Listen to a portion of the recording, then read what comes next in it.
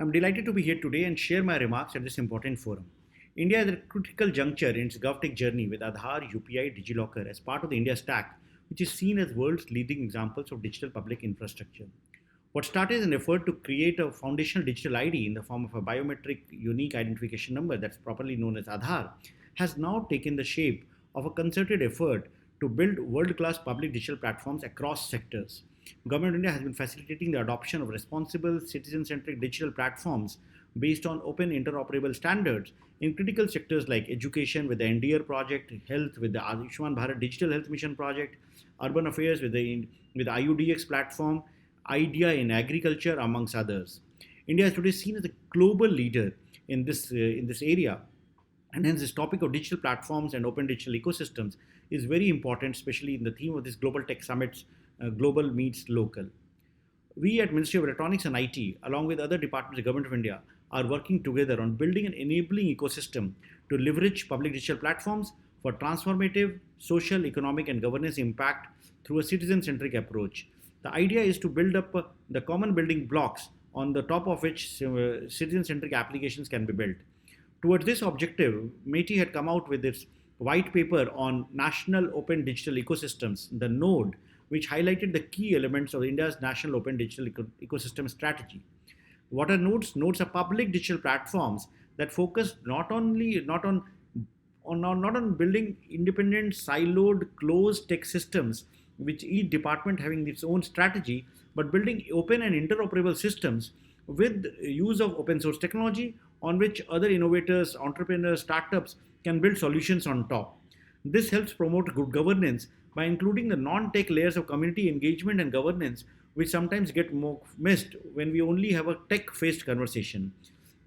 The draft white paper that was published by METI got a lot of engagement from researchers, think tanks, community organizations, and experts. Many of them are present today in this event.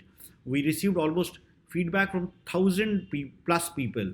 I'm happy to share that we are working to take this draft note with white paper to finalization, and with which we will, with the objective is to create an implementation manual for its operationalization.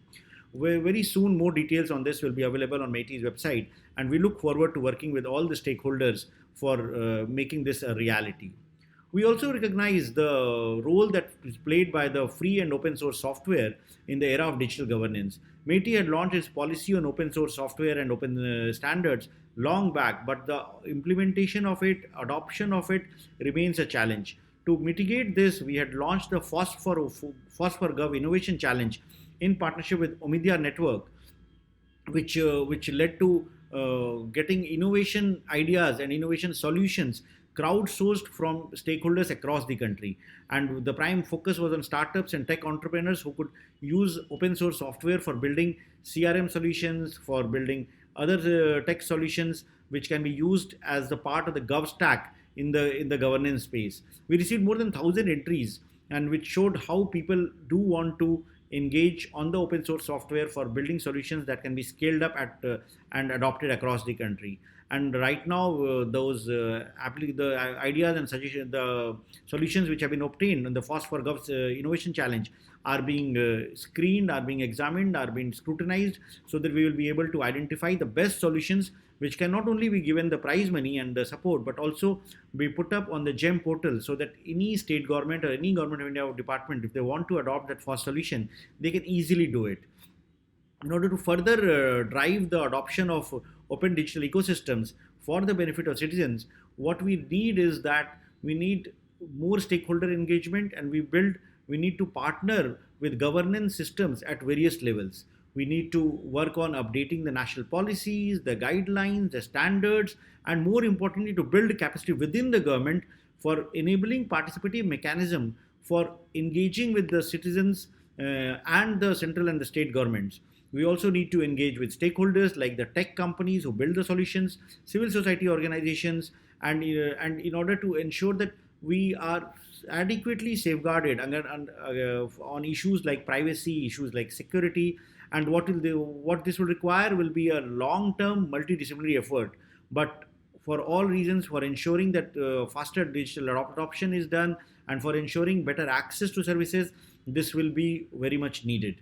We believe that the true potential of digital India can be unlocked through this approach, and India can be an example to the world. India can have the potential for building solutions that are tried, tested, developed in India at population scale and can be scaled up for the world. MeitY and Government of India, we stand to play a major role in this.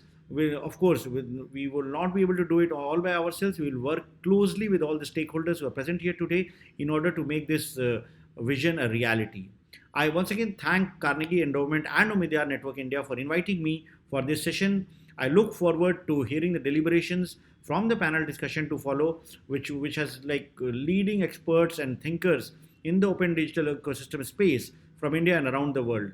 And this whole 3-day event has been really insightful, and I'm sure will benefit a great deal from the deliberations and ensure that we are able to together work on our strategy for enabling tech-led transformative governance. Thank you once again.